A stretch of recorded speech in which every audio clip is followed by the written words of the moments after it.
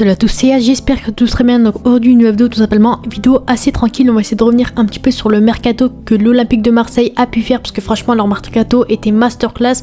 Donc on va essayer d'un peu de revoir tout ça, et surtout à la fin on va voir quelle serait la compo idéale pour Roberto De Zerbi pour la fin de saison, parce qu'on sait que Marseille en ce moment ils arrivent à se relancer. Donc on va essayer de voir un petit peu tout ça avec tous les bons joueurs qu'ils ont, tous les joueurs de classe mondiale qu'ils ont et les nouveaux joueurs qui sont arrivés durant ce mercato. On va essayer de voir quelle serait la compo idéale, bien entendu. Donc si la vidéo vous intéresse, n'hésitez pas à vous abonner et à liker, et sans plus tarder je vous dis comme d'habitude bonne vidéo à tous.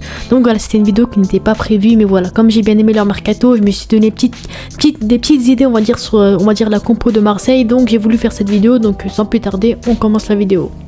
Donc voilà, on va déjà revenir un petit peu sur le bilan du mercato de l'Olympique de Marseille. Donc on voit qu'il y a eu pas mal de mouvements durant ce mercato. Donc au niveau des départs, on a François-Régis Muguet qui a été prêté avec option d'achat de 2 millions d'euros. Donc c'est un petit joueur également qui n'avait pas énormément de temps de jeu, mais qui a quitté Marseille. Enzo Sternal, la jeune pépite franco-algérienne qui était destinée à être l'avenir de Marseille, qui a été vendu également à Anderlecht. Donc là pour moi c'est un très bon coup de la part de Anderlecht. C'était un jeune talent, l'un des plus gros talents de Marseille, et ils ont décidé de s'en séparer. Donc moi je sais pas si c'est un très bon coup. Pour moi voilà, ça servait à rien de le vendre, mais bon, ça a été fait. Eli Wahi, le fameux buteur qui avait rejoint le club cet été, qui a également quitté le club pour Francfort en Bundesliga. Niakossi, je ne connaissais pas, donc il a quitté le club. Soglo, on sait pas. Lilian Brassier qui est parti au Stade Rennais. Paul Lopez qui est parti au Mexique. Isma Koné qui a également rejoint le Stade Rennais en prêt. Et bien sûr Bam Moïté qui a également quitté le club. Donc on voit qu'ils ont fait un énorme dégraissage de joueurs qui malheureusement soit qui n'étaient pas bons, soit sur lequel De Zerbi ne comptait pas. Et c'est pour ça qu'ils ont quitté le club. Et derrière Marseille avec Benassia et Longoria qui ont fait un énorme travail. Ils ont réussi à recruter 4 joueurs vraiment très intéressants qui pourraient bien sûr entrer dans le style de jeu de De Zerbi. Donc le premier c'est Luis Felipe. Donc lui c'est un joueur un peu particulier que personnellement je vais pas vous cacher que je ne connaissais pas. Donc il a 27 ans, c'est un italien brésilien qui joue à l'Olympique de Marseille. Donc lui c'est un défenseur central principalement, parce qu'on sait que voilà, Brassier est parti, Soglo est parti, il y a pas mal de joueurs qui sont partis, donc logiquement il fallait renforcer ce poste, parce que surtout qu'on sait que De Zerbi joue à 3 défenseurs centraux, donc clairement il fallait du monde à ce poste là. En plus malheureusement ils ont pas assez de joueurs, j'ai l'impression qu'il y a que Balerdi et Murillo, et le reste c'est le néant quasiment ce poste. Donc clairement il fallait renforcer ce poste là. Donc lui il a joué une sélection avec la sélection italienne, et à l'époque il avait joué avec le Brésil justement U23. Donc il est passé par pas mal de clubs, mais le dernier club qu'il a eu c'est El Ittihad en Arabie Saoudite. Donc il est passé par la Lazio Rome, par la Serie A, par le Real Betis. Donc clairement c'est un joueur qui est plutôt confirmé au haut niveau. Depuis il a rejoint l'Arabie Saoudite où c'était un peu compliqué. Donc au total il n'a jamais joué avec Marseille, parce qu'il vient juste de rejoindre le club, et il a joué un seul match avec El Ittihad justement cette saison, parce que malheureusement le problème de ce joueur là c'est qu'il se blesse énormément. Donc certes c'est un joueur qui peut rester intéressant dans la rotation, ou même en tant que titulaire indiscutable, ça peut rester intéressant, parce que lui son vrai profil, on sait que Marseille joue à 3 défenseurs centraux. Lui il est meilleur quand il est au milieu, on va dire. Quand il y a 3 défenseurs centraux, un à gauche, un au milieu, un à droite, lui il est mieux au milieu. Donc on verra bien. En plus il est droitier, mais en tout cas malheureusement son problème c'est le fait qu'il se blesse beaucoup trop. Après bien sûr à Marseille ça reste un pari, parce qu'il avait très peu de temps de jeu en Arabie Saoudite. Ensuite au Betis Séville il a été bon, mais malheureusement il se blessait beaucoup. Donc on verra bien à l'Olympique de Marseille, mais en tout cas pour moi ce poste il fallait absolument justement le renforcer, et ils l'ont fait. Donc clairement pour moi ça reste intéressant. Ensuite une autre arrivée, celle de Amine Gouiri. C'est là où tout le monde, c'était vraiment un retournement de situation, tellement tout le monde était choqué. Le dernier jour du mercato, l'avant-dernier, il a rejoint Marseille pour 19 millions d'euros plus 3 millions de bonus. Donc clairement pour moi c'est clairement une masterclass de la part de Longoria et Benassia. On sait que Eli Wahi avait quitté le club, donc Marseille était à la recherche absolument d'un numéro 9, un numéro 9 qui pouvait rentrer dans les critères de De Zerbi, un joueur qui pouvait peut-être être polyvalent en tant que ailier gauche, buteur, qui pouvait dribbler, qui pouvait un peu revenir dans l'axe, sur le terrain, au milieu du terrain, etc. Et Amine Gouiri c'était vraiment un profil que De Zerbi voulait absolument. Donc clairement c'est vraiment un risque, pas un risque, c'est un pari on va dire, mais en tout cas pour moi Gouiri ça reste vraiment un joueur qui est intéressant. Gouiri c'est un buteur, c'est un bon buteur de Ligue 1, c'est pas le meilleur buteur non plus, mais c'est un joueur, ça fait des années, il connaît par cœur la Ligue 1, donc de ce côté là pour moi c'est vraiment intéressant. Il a que 24 ans, c'est un jeune joueur franco-algérien, donc il est international algérien, donc c'est pas n'importe qui, c'est un très bon buteur qui est également polyvalent. Il peut jouer derrière, il peut jouer à gauche, il peut jouer en pointe. On l'a vu d'ailleurs son premier match justement contre l'Olympique Lyonnais, il a fait une entrée vraiment intéressante, il a même délivré une passe D, donc clairement Gouiri, pour moi ça peut rester un très très bon pari. Il avait joué à l'OL, il a joué à l'OGC Nice, il a joué au Stade Rennais. Bon, au Stade Rennais c'était un peu plus compliqué j'ai l'impression, mais en tout cas à l'Olympique de Marseille, pour moi il peut clairement se relancer, recommencer à marquer des buts comme à l'époque à l'OGC Nice. Donc cette saison avec Rennes, il est à 19 matchs, 3 buts, 3 passes D pour un buteur, c'est pas énorme, c'est pas exceptionnel non plus, mais en tout cas je pense que vraiment à l'Olympique de Marseille, il aura vraiment un rôle important, un point important, parce qu'on sait que Jonathan Rowe, c'est pas son but de jouer numéro 9, Neil Maupay également, c'est pas son vrai rôle de jouer numéro 9, donc clairement Amine Gouiri pour moi aura vraiment une place importante à Marseille. On sait que malheureusement Eli Wahi n'a pas vraiment su justement répondre aux attentes de De Zerbi, c'était pas un joueur qui est entré dans le style de jeu de De Zerbi, c'était compliqué pour lui, c'est pour ça qu'ils l'ont vite vendu.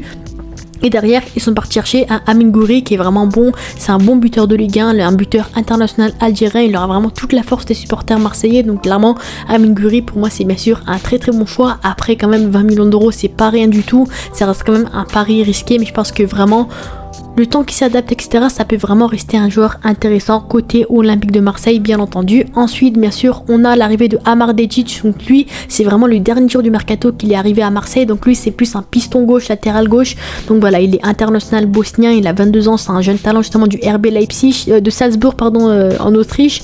Donc voilà, lui, ils disent qu'il joue latéral droit, défenseur, il joue de partout, mais en vrai de vrai, c'est plus un latéral gauche, piston gauche, milieu gauche. C'est pour ça que surtout Roberto De Zerbi l'a recruté, parce qu'à gauche, on a vu que c'était un peu compliqué, il faisait jouer des joueurs qui n'étaient pas vraiment à leur vrai poste, peut-être des Rabiot, etc. Donc là, moi je pense que Luis Enrique jouera peut-être sur le côté droit, piston droit, comme il le fait, comme il est vraiment très bon à Marseille cette saison, et à gauche potentiellement, on a vu qu'il avait testé des Quentin Merlin, des Adrien Rabiot, il avait testé beaucoup de joueurs, mais malheureusement, j'ai l'impression que ça marche pas énormément. Donc clairement, je pense que Amar Dedic, il aura également un rôle très important sur le côté gauche. Donc pour l'instant, les trois recrues, Luis Felipe, Amine Gouiri et Amar Dedic, restent vraiment des recrues pertinentes pour l'Olympique de Marseille. C'est un joueur qui est vraiment bon cette saison. Il a 25 matchs pour 6 passes D en Bundesliga autrichienne. Il connaît la Ligue des Champions, donc ça c'est vraiment un point important. Contrairement à Amine Gouiri, lui il connaît la Ligue des Champions, il a déjà joué la Ligue des Champions, donc pour l'avenir potentiellement ça peut vraiment rester un point important pour l'Olympique de Marseille. Voilà, parce qu'on sait qu'il vise la Ligue des Champions, il vise au moins les Coupes d'Europe. Donc clairement de ce côté là pour moi ça peut rester important, on va dire. Et bien sûr le dernier transfert qui a vraiment retourné tout le monde, qui a vraiment surpris tout le monde, c'est bien sûr Ismaïl Benacer dans les dernières minutes du mercato, qui a été recruté pour un prêt de 1 million d'euros avec option d'achat à 12 millions d'euros. Donc pour moi c'est vraiment un énorme coup de la part de l'Olympique de Marseille. Donc c'est le deuxième international algérien qui a rejoint Marseille justement cet hiver là. Franchement pour moi c'est un très très bon coup. Mais le terrain de 27 ans qui a fini meilleur joueur de la compétition de la CAN en 2019, qui est vraiment très très bon, qui est milieu défensif, milieu central, international algérien à plus de 50 sélections. Donc clairement, franchement, Benacer pour moi ça reste un très très bon joueur. Voilà, cette saison il est à 8 matchs pour une passe D, il connaît la Ligue des Champions, la Ligue 1, pardon, je sais pas vraiment s'il la connaît, mais en tout cas c'est un joueur qui est expérimenté, qui peut s'acclimater très rapidement. Donc moi lui c'est un peu comme Luis Felipe, malheureusement c'est un joueur qui se blesse énormément, et notamment il est revenu d'une grosse blessure récemment, des ligaments croisés, etc. Donc malheureusement je pense que honnêtement, sans manquer de respect ou quoi, je pense que si vraiment il avait jamais été blessé, il aurait peut-être joué dans un meilleur club, voire peut-être qu'il serait resté à l'AC Milan, parce que clairement malheureusement les blessures l'ont un peu tué, ils ont un peu tué sa carrière. Donc pour moi franchement ça peut rester vraiment un projet pertinent pour lui, l'Olympique de Marseille, même si à l'AC Milan c'est un peu bizarre qu'il ait quitté le club, mais malheureusement il était trop tué par les blessures, c'était compliqué, sa forme elle est un peu compliquée, même si ça reste toujours un très très bon joueur. Donc clairement à Marseille pour moi il est venu comme étant un numéro 8 relayeur, voire numéro 6, qui peut vraiment être important soit dans la rotation, soit en tant que titulaire indiscutable. Il connaît la Ligue des Champions, c'est un joueur qui a 27 ans, donc il est expérimenté. Donc clairement Benacer pour moi c'est vraiment masterclass de la part de Marseille. Après pour lui Benacer, lui apparemment il est très motivé à l'idée de jouer sous le maillot marseillais, un deuxième international marseillais, algérien pardon, donc ça peut vraiment rester intéressant. Donc en tout cas c'était les 4 recrues pour moi. Franchement je dirais vraiment masterclass à 100% le mercato. Ils ont recruté un défenseur central comme ils le voulaient, un buteur pour compenser le départ de Eli Wahi, Amar Dedic pour jouer sur le côté gauche puisqu'ils n'ont pas de piston gauche, milieu gauche, et Ismaïl Benacer histoire de... Bon là c'est pas trop compréhensible parce qu'ils ont quand même beaucoup de milieux de terrain. Ils ont Rabiot, même si Rabiot joue un peu ailier gauche à Marseille. Ils ont Højbjerg, ils ont Rongier, ils ont Kondogbia, ils ont pas mal de joueurs. Bon Kondogbia, voilà, il envoie disparition, on sait même pas où il est toujours en méforme, mais en tout cas je pense que Bennacer, ça peut vraiment rester un joueur important. Donc maintenant, on passe à la compo probable, on va dire, de l'Olympique de Marseille, potentiellement la fameuse compo. C'est d'ailleurs pour ça, je pense que vous avez rejoint la vidéo, sur quelle serait la compo idéale pour De Zerbi, justement, pour la fin de saison potentiellement. Donc déjà, on va venir un peu sur la compo avant le mercato, justement, de l'Olympique de Marseille contre l'Olympique Lyonnais au dernier match. Donc c'était sur un 3-4-3 avec Murillo, Balerdi, Cornelius en défense centrale, Luis Enrique à droite, Rongier, Højbjerg au milieu de terrain et Quentin Merlin, comme je vous l'ai dit, sur le côté gauche. Et en attaque, c'était Bilal Nadir, Greenwood en pointe, carrément, tellement ils n'ont pas de buteur, tellement il fallait remplacer Eli Wahi. Ils ont mis Greenwood en pointe et bien sûr Rabiot en tant que milieu offensif et les gauches. Et le remplaçant Luis Garcia, Guiri qui a fait son entrée en jeu, qui a vraiment changé le cours du match. Et clairement, voilà, pour moi c'est vraiment prometteur pour la suite. Il est là, Luis Felipe, et voilà, vous savez le reste. Donc apparemment également on a Massilia Football qui a proposé un 11 après le mercato. Lui il a proposé ça, mais moi je suis pas forcément d'accord. Il a mis Rulli, trio à 3 en défense avec Kondogbia, Balerdi, Felipe. Donc déjà Kondogbia il est en voie de disparition. On l'a d'ailleurs de Zerbi, je crois il avait déjà mis à ce poste là, défense centrale. Il était vraiment catastrophique, donc clairement moi plus jamais tu mets Kondogbia en défense centrale. Balerdi, Felipe, je suis plutôt d'accord. Au milieu de terrain, Enrique à gauche, Højbjerg, Bennacer, Dedic. Donc déjà pour moi t'inverses Dedic et Enrique potentiellement.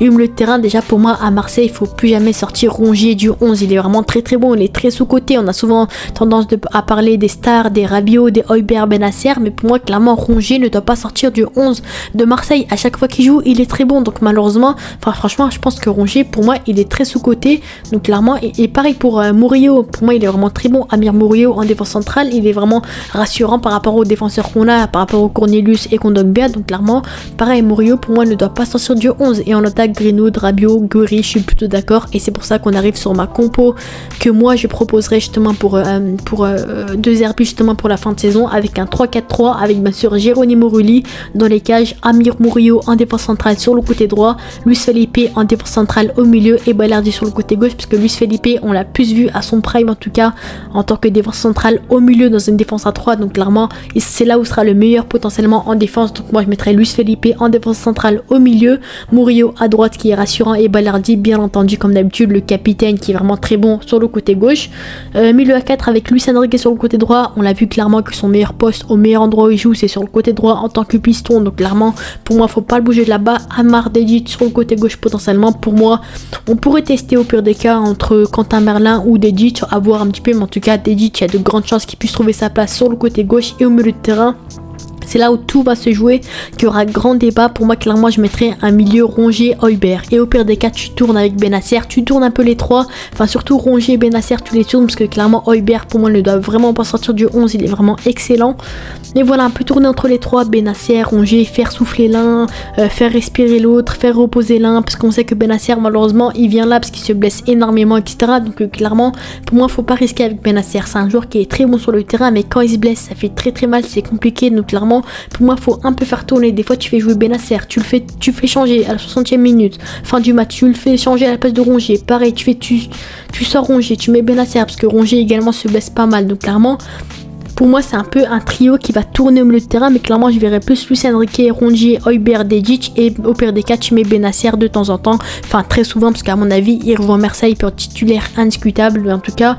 Et en attaque tu mets Guiri en pointe, Greenwood à droite et Rabiot à gauche. Et pour moi clairement la compo de Zerbi peut vraiment être exceptionnelle. Le De Zerbi Ball pourra enfin naître correctement avec les joueurs que lui il désirait, parce qu'en plus Greenwood à l'heure actuelle il est deuxième meilleur buteur de Ligue 1, le meilleur passeur de Marseille c'est Neal Maupay justement avec 4 passes D. Et pareil sur le banc t'as Neal Maupay en tant que remplaçant qui peut être vraiment bon, Jonathan Rowe, Ulysse Garcia, Cornelius, Robinho Vaz, et voilà il y a pas mal de joueurs. Bon le banc en vrai il fait un peu peur, il est pas exceptionnel, mais en tout cas voilà c'est des joueurs qui peuvent dépanner au pire des cas. En tout cas sur le côté gauche pour moi Amar Dedic, en plus il sort d'une grosse saison en Autriche, donc clairement ça peut vraiment rester intéressant. Mais voilà, Bennacer, en plus il a rejoint le club en tant que numéro 6, vraiment qui peut vraiment apporter dans ce milieu là, donc peut-être qu'il va retourner sur un 4-3-3 potentiellement. Mais en tout cas je pense que vraiment cette équipe a vraiment du potentiel, et je pense que vraiment De Zerbi pourra enfin faire naître son football qu'il désirait. Donc voilà, c'est un peu une vidéo qui n'était pas prévue, etc. N'hésitez pas à vous abonner, dites-moi dans un commentaire selon vous quelle serait la compo idéale pour Marseille pour finir cette saison. Sur ce, n'hésitez pas à vous abonner et like, à la prochaine, ciao.